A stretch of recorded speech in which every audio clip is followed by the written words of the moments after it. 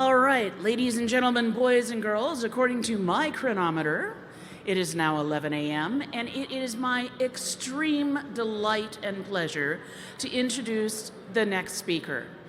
I met Dorota through the Anti-SOC, which is the BHIS continuous pen testing team. She is a brilliant, amazing, wonderful young woman, a dynamic speaker, just sharp as a razor blade. She does pen testing and physical and all kinds of stuff. She's a cancer survivor. She's one of the bravest people that I know personally. And it is with, like I said, overwhelming delight and pleasure for me to introduce to you Ms. Dorota Kozlowska. Thank you. So I guess let's start. My name is Dorota. If you want, then you can follow me on LinkedIn. There's like my social media. I also have a podcast on Twitch, and like I shared later on YouTube. So that's my socials, but I will share them again at the end. And this is like the moment when I can talk about myself. So I'm a penetration tester at Black Hills, and actually you can read what it says on the slide already, but I wanted to say what I'm proud of here. So I'm actually proud of working at Black Hills, and I work in the anti-SOC, where we do continuous pen testing, and I think that's a pretty cool offer, and yeah, something that I can stand behind, so yeah, I really like working there. I already mentioned that I have a podcast. I'm a certified Covert access specialist. That's why I'm trying to put my passion to physical pen testing and social engineering into one. So here I am, speaking about it. And yeah, I received an award from Sepsis for my activity on LinkedIn. I'm trying to encourage people to enter cyber, encourage women, because I kind of want lines in the restroom, you know. On the conference, there's no lines, so that surprises me, but it's nice, I guess, for now. A fun fact, I used to be terrified of heights, but then I jumped out of a plane with a parachute, so I'm just a bit scared now, so not like I was before. And I love cycling, but let's move along. We are going to talk mostly about social engineering, elicitation. I had an idea to get a volunteer, but just for the sake of time, and because I put too much slides, I guess I'm too passionate about it, so I will have to maybe rush through it, so I will skip, but we'll figure it out. And disclaimer, like all the things that I'm going to share here, I'm just going to share the knowledge, and I encourage everyone to use them in an ethical way, and just don't do any bad things with what I'm about to share. And I hope you enjoy my presentation. So what is the purpose of physical pen testing? Physical penetration testing simulates a real-world threat scenarios when malicious actor attempts to compromise business physical barriers to gain access to infrastructure, building systems, employees. And the point of physical pen testing is actually exposing weaknesses and vulnerabilities and physical controls, so logs, barrier, cameras, sensors. So to make this all like easier to understand, so the point of physical pen testing is to gain access to a facility, find where are like the holes and their security, and report back to the company what they could fix and do about it. And before we start, important documents, if you go on like an assessment like that, please don't enter the building without the get out of the jail card, which is like a document explaining what are you doing there, that you're like employed to do a pen test in the facility, and contact details of the CEO or whoever hired you. So in case someone calls the police on you or you're getting trouble, then you can tell them, oh, I have this document, can you pull it out of my pocket, you know, and they can call the people that hire you, and you will probably get out of the jail free, you know, so that's the point. And wanted to now teleport you, like imagine you're like in a bank lobby, And you like walk into the lobby. You're like, there's always like a coffee machine, you can get the coffee for free. So you go there, pick up your coffee, and you like trying to figure out how to enter the security gate. And so you look at the gate. There's like a security guard next to it in a booth. He doesn't really watch the cameras, but there's next to him is the turnstile, and you've noticed that people scan their badge, and then the turnstile moves, and you have to have a badge that is scannable. So that's the way to enter. But as so happens, you work in pairs, so you're not alone in there. But you slowly go next to the gate, like unnoticed, because you're blending in the environment. Everyone is wearing business casual, but you have a friend. So she comes in, she's wearing a red dress. And to the point, she drops her documents in the middle of the lobby, tries to pick them up chaotically, and so everyone is looking at her. And that's the perfect moment to jump the turnstile, so you have made a distraction with your friend, so it's a good idea to work in pairs. And yeah, that's what I wanted to say. Actually, I had a scene from Matrix before, so it's like more helps with the imagination. She's like very distracting, but I guess that was okay. And so what to remember when you go on an assessment like that, you have to document what you found. So you have to document the whole engagement. But the important part is to get approval of the people that hire you. So can you get like audiovisual feed, or maybe only take pictures? Can you record people? And my friend told me that a good idea is he always wears a shirt with a pocket in front, so he puts his phone in the pocket and then goes to do his engagement, shims the doors, like opens the gates, like does whatever, talks to social engineers, uses social engineering techniques on the employees, or like moves around the building. And so it's a good idea to like do it in like a not suspicious way. So next, what is social engineering? It's the art and science of manipulating human psychology to extract information, influence decisions, and provoke actions.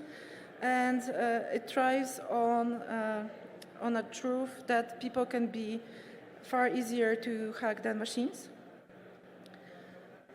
And I have notes here, but I don't know if I can. Okay. So, sorry. My notes. So hi, my name is Michael from IT. We've detected unusual activity on your account, and we need to verify your login credentials so we can secure it. Can you confirm your username and password? So the voice on the other side was calm, confident, and friendly, the exact tone that you expect from a helpful colleague in a crisis. There was no reason to doubt him. The employee complied, thinking they were preventing a hack. They were wrong. They were the hack. So the point of this slide is to give you like the idea that usually the hack happens in between of the person's ears. So, and there's some truth in it that, people are the weakest link. And I wanted to share some real-world examples, but like just quickly, so you get like a hint of understanding what like other people used. So, for example, during Cold War, human intelligence used charm and stages encounters in bars, cafes, or like clubs to recruit insiders. And like the lesson from that is long-term relationship building and trust are more effective than technology in some scenarios. Frank Abagnale used impersonation to get access to, he flew a lot of miles as a pilot. And without, or like doctor or lawyer, he used all of those pretexts to gain something that he was after.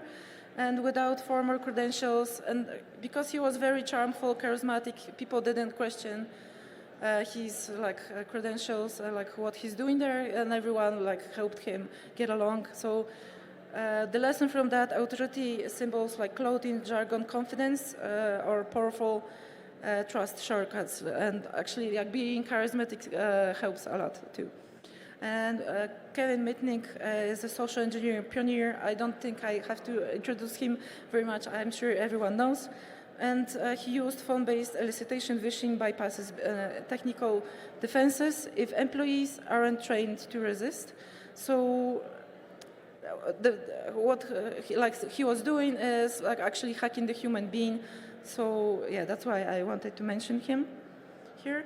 And next, I wanted to talk about phases of social engineering. So first one is Reconnaissance, where you try to gather as much information as you can on the target. And in my opinion, that's the most important part of the whole engagement. So if you prepare your Reconnaissance well, the rest will go smoothly. So make sure to find out what is the online behavior of your target, or maybe potential vulnerabilities. What is your action plan there? So yeah, Reconnaissance. And so an example here. So if an attacker might scan social media profiles, for example, LinkedIn, to learn more on the target's role, interests, or connections, and email addresses to craft more personalized attacks. And actually, if you are targeting a company, it's good to have like a name of a person that you can maybe say, oh, Brian invited me here. I came here to Brian from IT because he has this and this problem. So make sure you find what employees are there, like their names, surnames, what is the department, maybe phone numbers, like all of those stuff, like email addresses probably will be useful. Next phase is engagements, when you actually establish a communication with the target. And the purpose of this one is to build trust, rapport, and sense of urgency, and make the target more susceptible to manipulation in the next stage. And for example here, if an attacker might send a phishing email that appears to come from a trusted source, or like a colleague or a well-known company, then the email in the email that he might ask the target to click a link or download something like an attachment, then or provide credentials under the guise of legitimate requests. That's like pretty much you're crafting your grounds for the next stage after that. But before you send any emails, you have to build rapport. And rapport is mutual trust that makes communication easy and friendly. And to how to build rapport fastest is to actually have a good do a good research beforehand, and appeal to interests of your target. For example, his favorite TV show, or maybe his favorite sports team, or something like that. And then if people want to be liked, so if we have some similarity, then we can build the rapport faster, and the conversation will be smoother. And an example of this is the picture of the lobby. A friend of mine built rapport before an engagement with just sitting in a hotel lobby for 2 weeks working on his computer. And the security guard, after those two weeks, didn't really consider him a threat. He blended in the environment. He was just there every day. And then he started approaching the security guard, asking questions. And after those 2 weeks, he was seen as a trusted person. So that helped him with the engagement. What is important to consider next? So what is your pretext and persona? What is the reason of you being in the building? And maybe sometimes you can help yourself with the right attire, maybe the right things that you have in your hand. Maybe you want to hold a laptop, or maybe you want to have a special helmet on your hand if you are trying to pose as a technician. So that's easy, important to consider what kind of a backstory is there. And also important is to rehearse it beforehand. So if someone comes out to you and asks you a question, oh, what are you doing here? It's not I'm Brian from, let's say, UPS. So you have to have it on the fly to answer, so it looks like it's a truth. So yeah, be mindful of that. Now I wanted to talk about elicitation. So what actually is elicitation? So that's the strategic use of conversations to extract confidential or sensitive information without the target realizing it. So kind of is how I would explain is kind of like mind games, where you try to find out something without the person noticing it. And what elicitation leverages human tendencies to be helpful, to be liked. We trust in authority. If you, please don't do it, but if you dress as a policeman, everyone will already obey your orders, right? So that's an example. And sharing information without norms, I guess. So next thing, I already mentioned there's like subtly extracting the information, but example is, talk about mutual interest, then slowly move into, I'm working on a project similar to what your company does.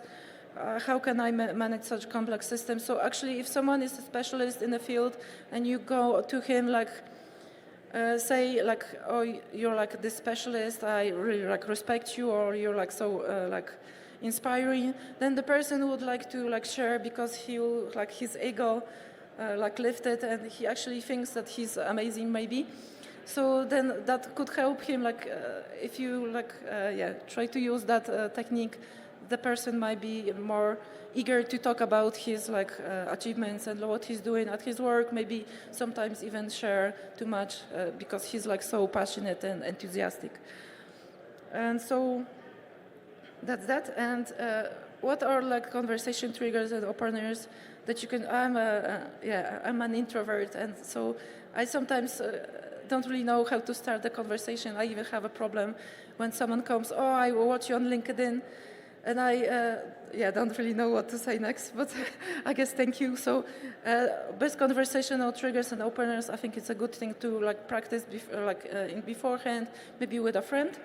So innocent inquiry, I'm new here, how do things usually run or during onboarding? So you appear harmless, they're like, like a small puppy, I don't know. So that's a good technique to use to act like you're like in trouble, you don't know what to do. It's your first day, you're panicking. So innocent inquiry.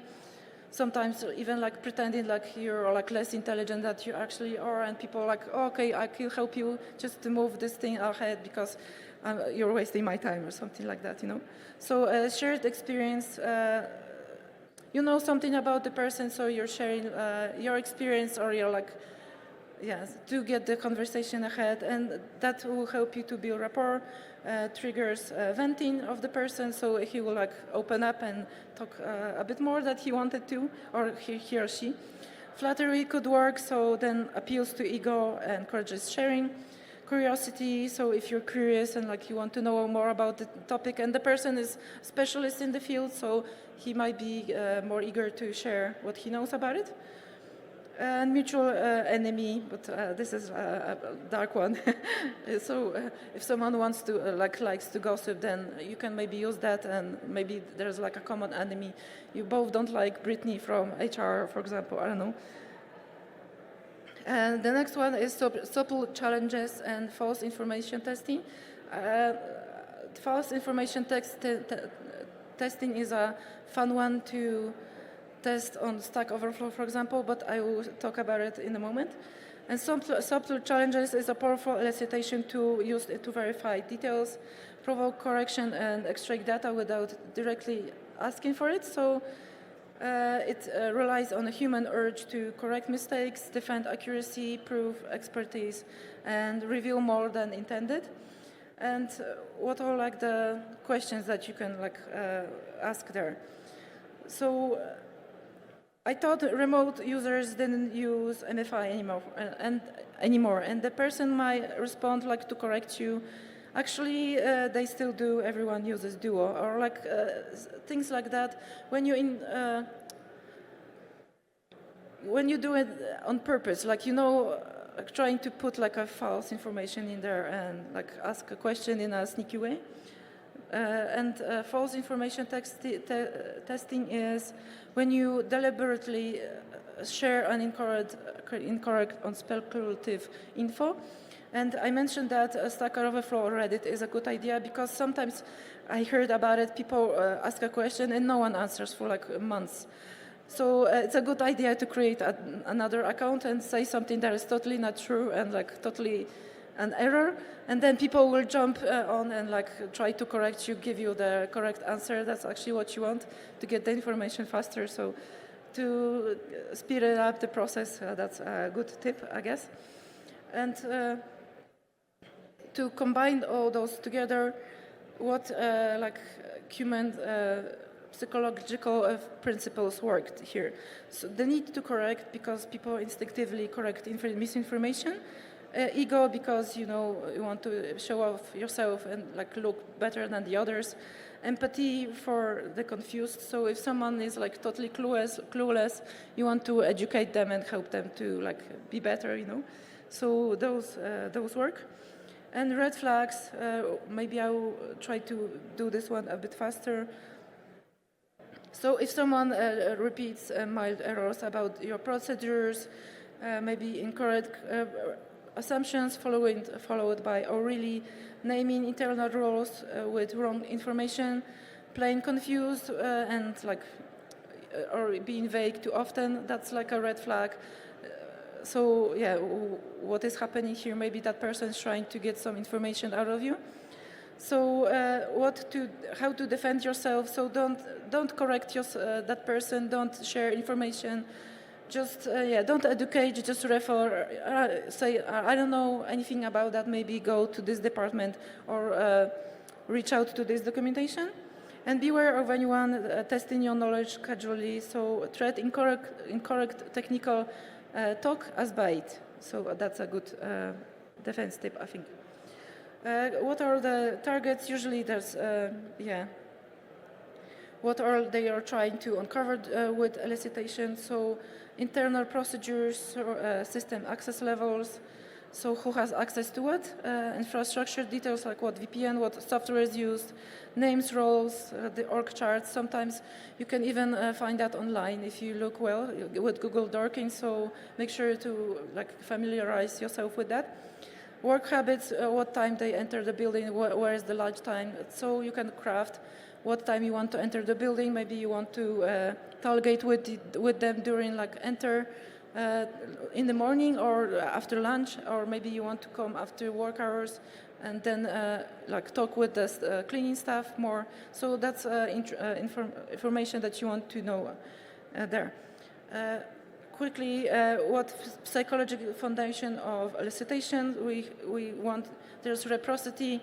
So if someone feels, people feel compelled to return favors. So if you give something to them as a token of like goodwill, then they will try to share information with you, help you in like to give it back.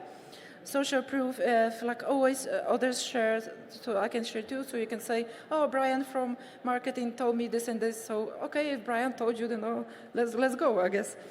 So authority and flattery, compliance increases when approached by perceived authority. So good pretext, good clothing, maybe pretexting as a CEO or someone very important, maybe auditor or like technical stuff, that could be a good idea to get people talking. Curiosity and ego, people love to talk about what they know. So yeah, if someone, if someone is like maybe introverted and they found someone that has the same interest and there's like a very niche thing to talk about, he might be like more eager to share those things to feel, okay, I'm vibing with that person, right? So yeah. Warning signs and red flags for that. If like the job description is vague, lack of context, like listen to what this person is saying, he will give you all the hints already. So yeah, excessive flattery, repeated questions, then that slightly reward the same topic. Discomfort followed by, oh, don't worry, I'm just curious, nothing bad is happening here. So I don't know, that's suspicious for me. Use the use of urgency, mutual complaints, or sympathy to lower your guard. If someone is pushing you for time, then take a step back and think like, why is that person trying to manipulate me in that way, right? The next phase of social engineering is exploitation. So then the attacker will try to divulge sensitive information, grant access to systems, and perform actions to compromise security. So, and the purpose is access to systems, data theft, and facilitating a further attack. And what we have to know beforehand, we enter the building, what, like the mapping the target, what is like the floor plan of the building. Maybe we have like a specific room we want to go in, or being asked to go to the conference room or the server room and leave a flag there for the client. So you have to know where the room is, so you don't like go around and ask, oh, where is the server room? You know, that's why are you here? Why are you asking me? So you should know beforehand, like map where are the cameras. Is there like any blind spots in the camera feed? Maybe they only roll to a certain like angle. Then that could be your path, and use the knowledge and research beforehand. And gaining access to the server room, that's my let's imagine we are trying to do that. But quickly through this slide, what is important here, identify physical security measures like logs, cameras, guards to determine the feasibility and of accessing the server room. Like what is how difficult is to get to the room that you were asked to go, and plant the flags. What techniques do you have to use? Maybe you have to shim doors, or like get codes, scan badges, clone the badges, or maybe, I don't know, pose as a certain person, talk with people that are like security guards, or maybe like Kimberly in HR, like someone in the technical staff. So you have to know those things, create a plan. So that's important. So then on the day you will move fast and then leave, and yeah, probably no one will stop you.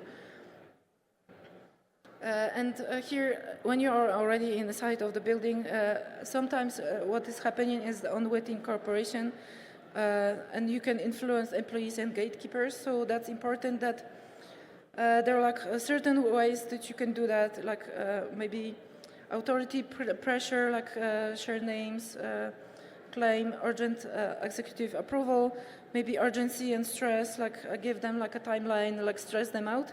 Reciprocity, offer them something so they will try to give it back to you and try to help you. A social proof, if someone is doing something, I can do it too. So yeah, that's like a social approval situation.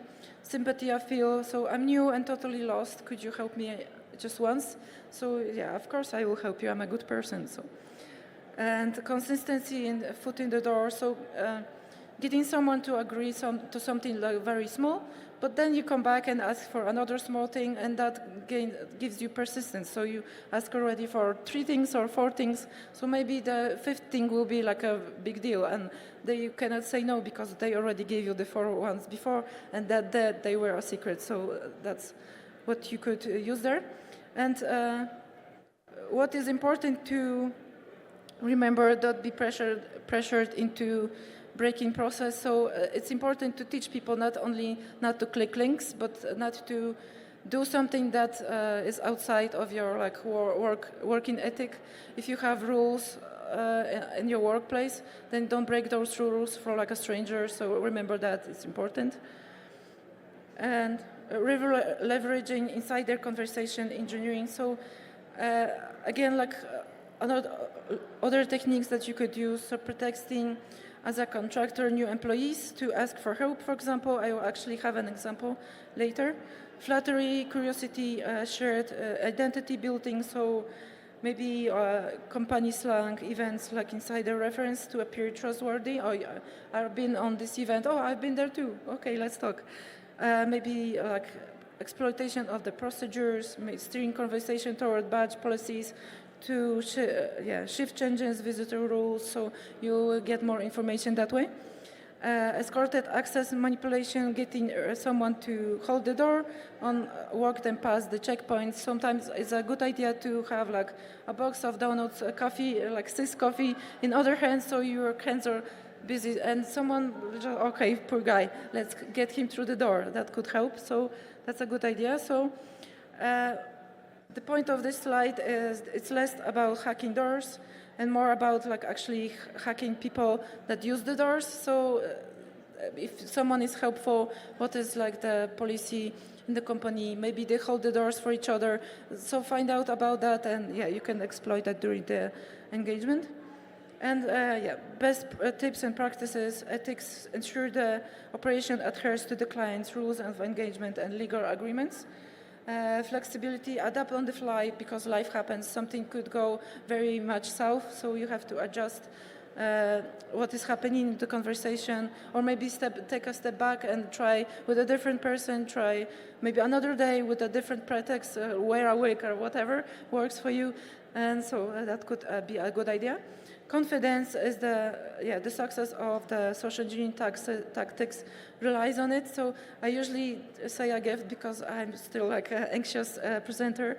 So don't be like, my voice is breaking a little bit. So if you go on an engagement like that, it's like suspicious. Why are you so nervous? Why are you sweating? So try to be more confident, like practice what you're about to say, practice like your pretext, so yeah, you're like more confident and you can give them answers on the fly.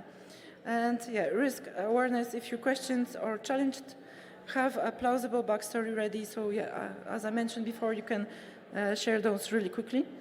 And this is this role play scenario, but just maybe look quickly at the screen if you see any like secrets shared or like information that shouldn't be there, or like the person, Alex, is pretexting to be a new contractor and asks about VPN ruling, like what is the way to authenticate to the system, like show some names there. And yeah, the person like that is from the help desk probably tries to help him out to get him faster, like out of his hair. And what is happening in that scenario, he uses pretexting of the fake role. So I just started in the vendor team, so that builds plausible reason to ask questions. Flattering helplessness, so you're a lifesaver, I'm probably doing something wrong, so yeah, the person's trying to help you, you're like, you don't know anything, I will help you, so that disarms skepticism might also appear to ego. Sometimes questions, the second password, that's duo, right? And leads the target to confirm correct process, so like can only like test. If he says no, then you already know like the path to maybe ask a different question. So you create like a mind map of the question you may ask later. Naming internal tools and groups, and that will build credibility. Encourages open response of the person. So if you already know some information, he will help you like to get like to the right place, maybe correct you a little bit. Ego boosting. I'm starting to feel like I'm in trouble on day one. So I had to rewrite that sentence because I had a different one. But makes the target feel like they want to rescue you, help you, And highlighted all the things that were like used here. So the Active Directory groups, like what is the VPN group that they should use, who ask about the access, what is the name of the person, so that's already super useful.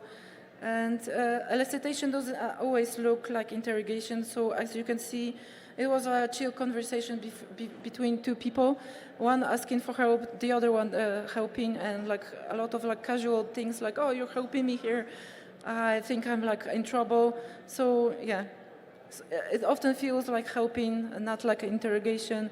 The more casual it is, the more dangerous it can be, because then you can try to build more rapport, like use the things that like similarities in between you, and maybe then maybe come back for more information if you're like friends with them. So another thing I wanted to talk about is like interesting.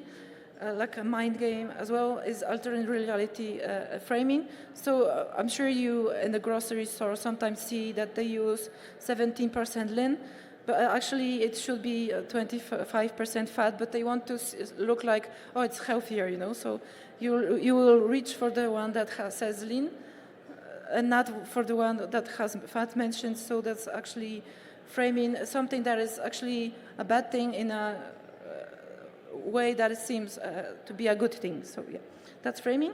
And we can do it through ego or pride. So baiting the target, that's praise framing, baiting the target to talk about systems. Example, you've been here for a while, you must know all the systems better than anyone. So then, okay, my ego just being boosted, I will share more information with you, let's go.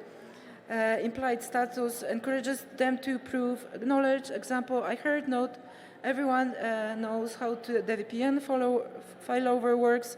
Is that true? And then the person might share the answer there.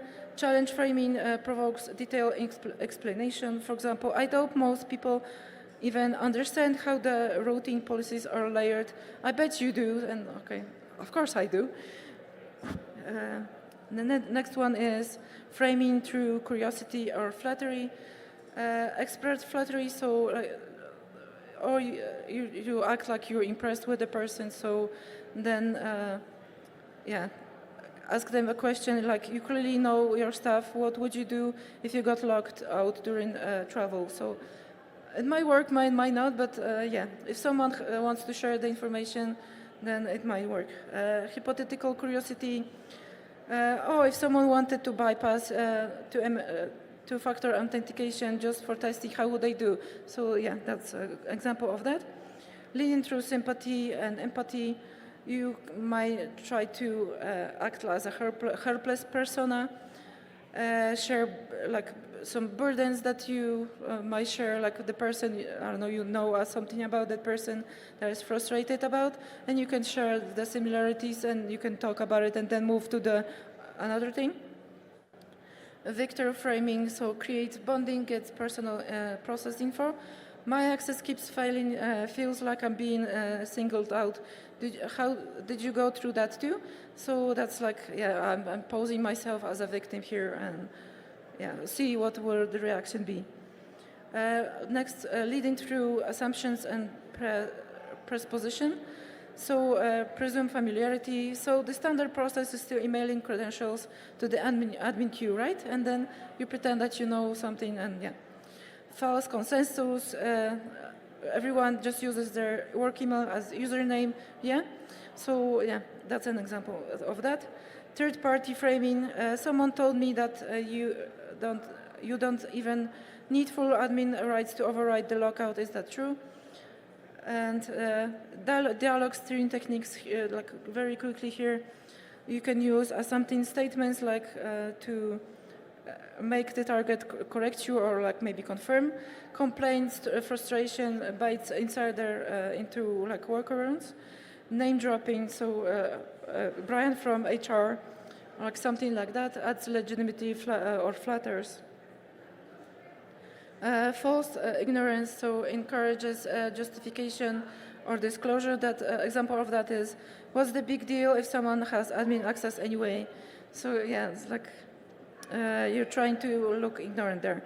Third-person framing shifts focus from attacker to the other person, the third party. And the key takeaways from that is, if someone is trying to make you feel important, flattered, or like trying to boost your ego, so just take a step back, pause, think like, what is happening here? Am I being manipulated? Like trying, what is the person's goal here?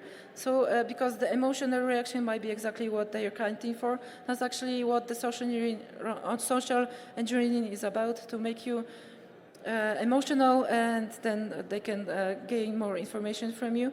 I'm sure like a lot of you watch a movie when there's like two guys in a fight and one of them trying to say like offend the other person, and then the other person gets really angry and doesn't really think straight. He starts to attack without like thinking. So that's that's the emotional reaction is maybe like a bad example here, but to like paint the picture better. Another thing is I wanted to talk about is mirroring and active listening for building trust. What is that about? So mirroring is if you're trying to act as the person that you're talking to. So mirror their body posture, maybe their body language, maybe they're talking about something specific. So yeah, that's like you're trying to be the reflection in the mirror, and so they will, oh, you're like me. So that's actually what mirroring is about. So you can use paraphrasing. So you're saying the system like repeat the same thing that the person just said, but in a different way. And you can use tone and tempo. So if someone is talking in a very nervous, fast way, you may try to like calm them down with like talking more slower, or like talk in a way that they do, so they feel okay. They are like very like expressive talker as me. So that could be a good idea. Body language. So yeah, posture, gestures. Like I already mentioned that, and active listening. So that's good to like use techniques and ask questions like, oh, really, and yeah, validating statements. Open-ended follow-ups to like, yeah, they're listening. So yeah, that's a good way to get the conversation rolling there. And yeah, another, if you combine both of those, then you can mirror the language they're using. So yeah, show empathy, or ask a light prompt. So are you how do you usually get around that? To get reveal workarounds, but I'm trying to fly through this presentation way too fast. And what are the red flags for mirroring and active listening? So if someone is trying repeating what you're just saying, but in a different way, that's a red flag. Maybe emphasizing something early on in the conversation, trying to encourage you to keep talking in like an excessive way. Or maybe like parroting your tone, like the posture, rhythm. Maybe you have a slight accent, so they will try to use the accent as well. So, okay, oh, you're like me. Okay, so that's what you look at, and that's a red flag. And be careful what you volunteer to share. Like listen to what is happening. They already tell you all the details or the information. And the last phase here is execution. So when you're actually finalizing the attack, achieving the intended damage, theft, disruption without distraction. And in that one, yeah, we have to go to lunch soon, so I'm trying to move this along. And I have a few slides about tactical use of elicitation techniques, so trying to combine a few of them. Building trust and comfort to increase disclosure with mirroring. So mirroring tone, language, or the frustration of the person you're talking to. Active listening to encourage elaboration.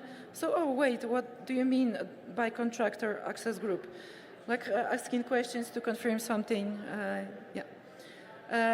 False information testing, so seed slightly incorrect statements to trigger useful corrections. So you don't need two-factor authentication if you're inside the Office network, right? Framing and leading questions, ask in a way that encourages the target to clarify or correct. So you probably had to explain this access stuff to a million times. What is the basic process? Pretexting and subtle challenges. For example, play a believable role to elicit help without suspicion. New contractor confused intern is a good idea there. So I'm shadowing today. Heard most of the admin access is handed through that shared dashboard. Is that thing? Does that still a thing? Does that like really happen? So okay, example of tactical use of elicitation techniques. For example, you want to gain access to the VPN admin console access without triggering help desk alerts. So you will try to casually chat with the IT support first. Are you guys still using AnyConnect, or did they finally switch to Fortinet? A conversation with HR representative confirms naming convention access groups. I think I'm in the wrong ID group. My badge doesn't work for remote. Is it usually the VPN admin one? Ping a developer, so maybe you want to narrow down the two-factor authentication trust models there. I can't get my Duo push to go through. Is it sent through your internal CA, or do you have to use Okta or something like that? Access path is now partially mapped without raising alerts because you went through several people and then combined the information in just like bigger slice of the cake there. So yeah, you can use that. That's important, actually. And exit strategy, yeah, please don't, no need to run there. Leave as discreetly as possible, act confidently. My friend that has a lot of experience with covert access says that usually people don't actually stop him when he leaves. So, yeah, just don't sweat there. Just leave the building and take the pictures or the video material with you. Don't leave any trace. Take all of your machinery, everything that you plugged anywhere. Take that with you, and if there's a timer, include in your pretext 10 minutes. Stick a ring with it because it would be suspicious if you be late, and people might follow you and oh, why is he taking his time? What's happening? If questions, act composed, act confidently. Maybe sometimes you can pretend oh, maybe I'm in the wrong room, or maybe I'm on the wrong floor, something like that. So yeah. Defense measures and aware tactics. A bit quicker than I wanted to, but access information compartmentalization could be a good one. Yeah. Contextual verification. Don't assume the person is legitimate just because they look and sound like it. Red team inspired training. Teach employees how real elicitation plays out. No over-explaining is a good idea as well. So yeah, recognizing elicitation attempts in various contexts. So unusual curiosity, excessive flattery, leading or assumptive questions, requesting that you bypass normal processes, inconsistent and vague pretexts.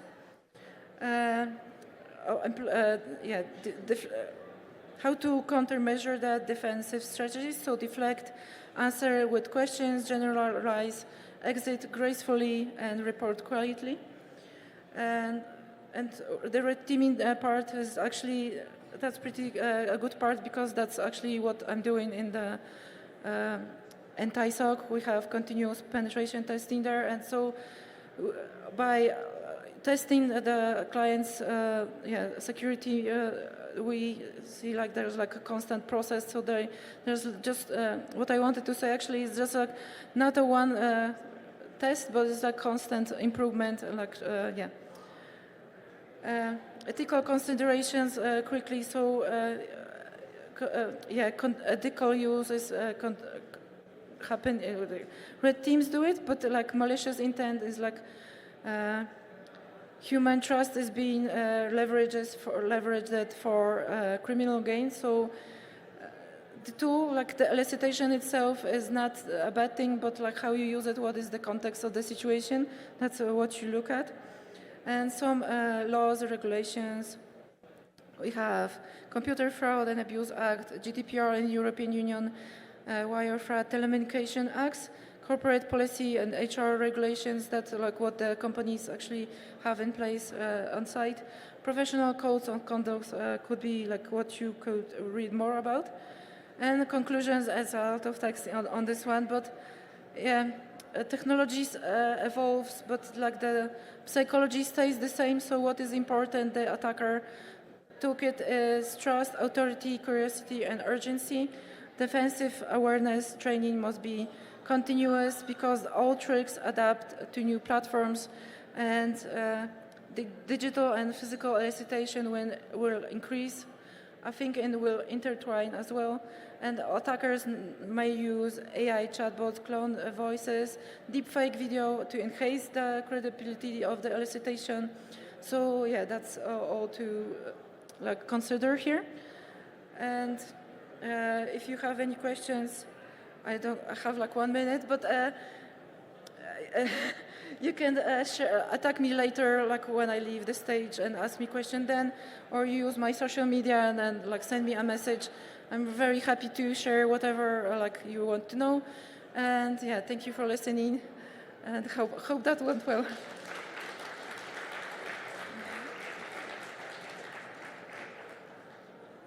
Did anyone have questions?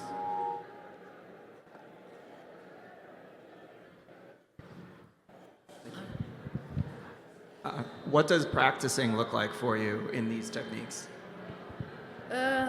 So, imagining the situation and writing scenarios, but a good practice if you want to be better at social engineering is, actually a friend told me that it's a good idea to go to stores. For example, there's sales, maybe car salesmen or luxurious boutique. So those people are paid to talk with you, and they actually want to talk with you to sell you things. So you can go to them and try to ask them questions, practice your techniques, because it's a good way, and you will not feel like you're in the wrong there, because you're usually very nice. They want to talk to you. So, I think it's a good idea. Yeah.